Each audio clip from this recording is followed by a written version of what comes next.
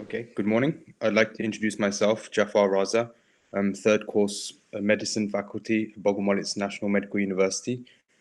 Our project was about the practical application of the defined risk screening test in the primary prevention of type 2 diabetes. Okay, we go into the introduction. The surveys were conducted in Ukraine, Germany, the United Kingdom, and the Republic of Ireland by students of the National Medical University of Bogomolec.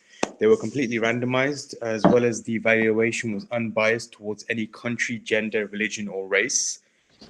The work reflects the results of a study to identify a 10-year risk of developing diabetes mellitus type 2 in residents of Ukraine, Germany, and the UK and Republic of Ireland using the defined risk surveys.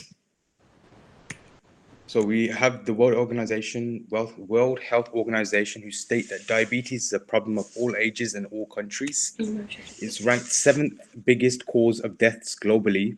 It's accompanied with cardiovascular diseases, micro and macro angiopathies, which lead to disabilities, lower quality of life, and decreased lifespan. I should also add that diabetes mellitus is a part of the risk group for COVID-19. Patients who have died sadly from COVID-19 mostly are over 60, and a lot of them had underlying health problems such as diabetes mellitus. And with the increased risk of diabetes, every third person develops diabetes. Here we have the find risk form on the right-hand side that we use to evaluate the patients. Each question gives a certain amount of points. For example, age 45 to 54 would give +2. And we have BMI, use of blood pressure medication, history of high blood glucose, physical activity levels, family history of diabetes, and daily consumption of vegetables, fruits, or berries. And using them points on the left-hand side here, you can put them into different levels. For example, if a patient receives between 4 to 8 points, they are low risk of developing diabetes, specifically 0.8% in the next 10 years. I should add that within this form, there wasn't anything about smoking, alcohol usage, or treatment of steroid hormones. And we believe that they are quite high risk factors for diabetes mellitus, so we added them to our questionnaire. The assessment. Ukraine had 33 respondents with 16 males and 17 females. Germany had 30 respondents with 17 males and 13 females. And the United Kingdom and Republic of Ireland had 30 respondents with 15 males and 15 females, respectively. The average age in Ukraine was, for a male, 61.3 years old, for a female, 64.7 years old.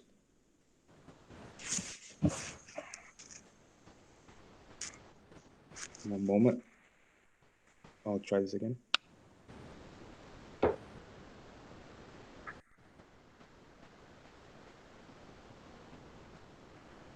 Can we see?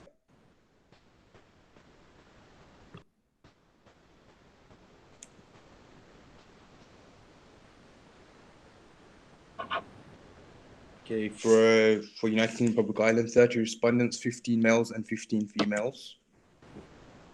We did that. Okay, cool. And back onto Ukraine, the female average is 64.7 for a total average of 63 years old.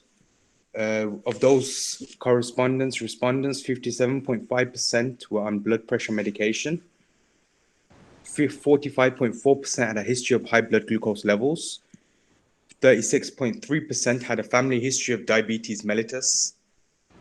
45.5% undertook regular physical activity.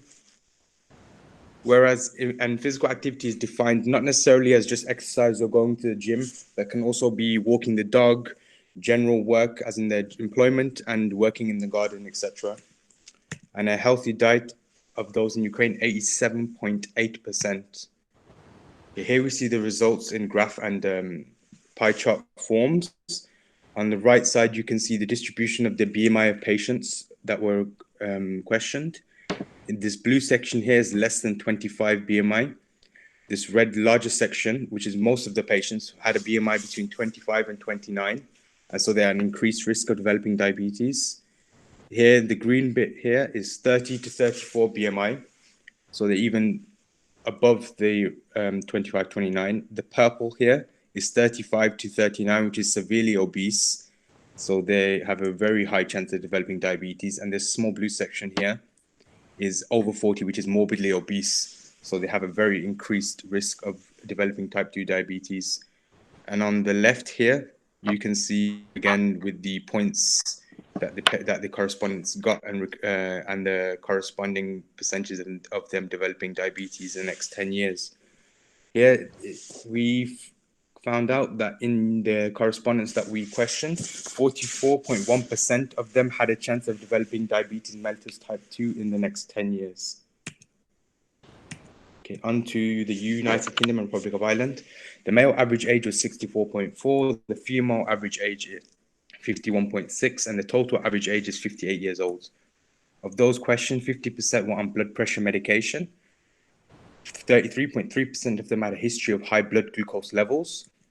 56.6% had a family history of diabetes mellitus. 43.3% undertook regular physical activity. 46.6% of those had a healthy diet. Again, I'll explain the BMIs on the right-hand side.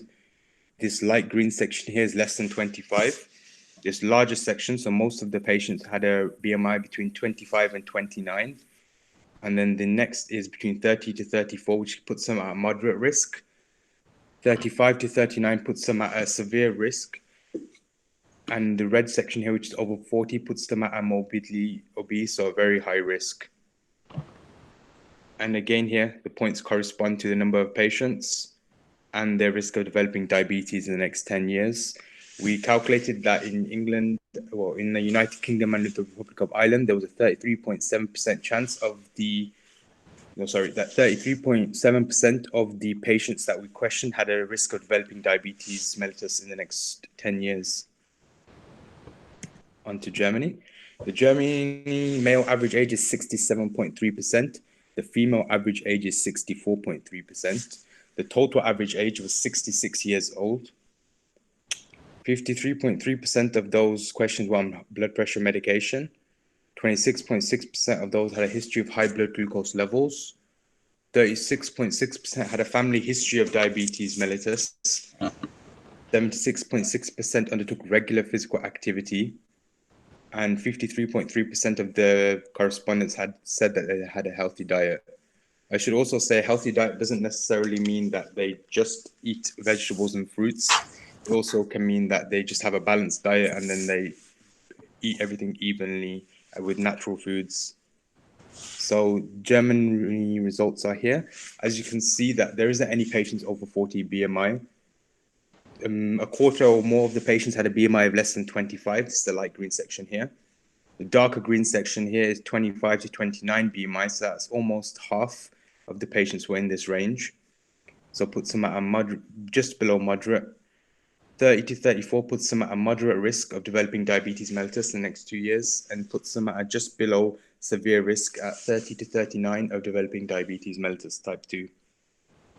I should add that the risk of developing diabetes in Germany was 26.6% in the next 10 years. Okay, this is an overview of all the results. So what we have here, we can see that the ages are quite similar within all three countries. So we weren't biased on ages. We tried to keep it within this range because that's what we wanted to do. The BMI in Ukraine was the highest and in Germany was the lowest at 27.2, which corresponds with the exercise levels within those specific countries. For example, Germany has the lowest BMI, but also has the highest levels of exercise within out of the three that we tested. Also, we should also mention that all of the countries, at least 50% of the participants took high blood pressure medication. So this could have a risk underlying effect towards developing diabetes mellitus type 2. And that most of the patients, well, in Ukraine, we had the highest history of high blood glucose levels. This could be put down to stress alongside other,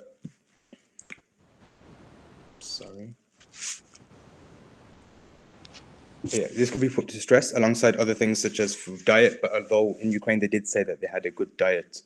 And family history of diabetes mellitus in England and Republic of Ireland was actually the highest, but that could be down to bad diet alongside hereditary aspects of it.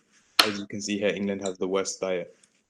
I should add that we had a preventative discussion with all the respondents, telling them about the increased risk of diabetes, and the importance of having a balanced diet, regular exercise, and also the risks of smoking and drinking alcohol. Thank you for your attention, and if you have any questions, please. So thank you very much. Please, your questions. May I ask a question, please? Yes, of Yes, course. of course.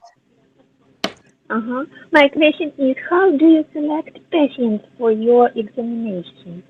What patients did you take and include in your examination? We chose necessarily patients who are in the age range between 50 to 60, mainly the upper age, due to the fact that they're at a higher risk of developing diabetes mellitus type 2 within the next years compared to the With other ages. any Although the find risk form that we did use it can be used for anybody from the ages of 25 to 99. Thank you. Thank you for your question. Any other questions, please? Yes, I have a question. Thank you. What is the purpose of your study? What is the sense of it? So that we can introduce. Thank you for your question. It's just so we can introduce preventative measures, so that patients will not have an understanding of how to control the development of diabetes mellitus. So if they're at a risk, they can change their lifestyle, they can change their diet, they can increase their exercises, and they know what to do and what not to do, because it is the seventh biggest disease in our world today, according to the World Health Organization. Okay, thank you. Thank you.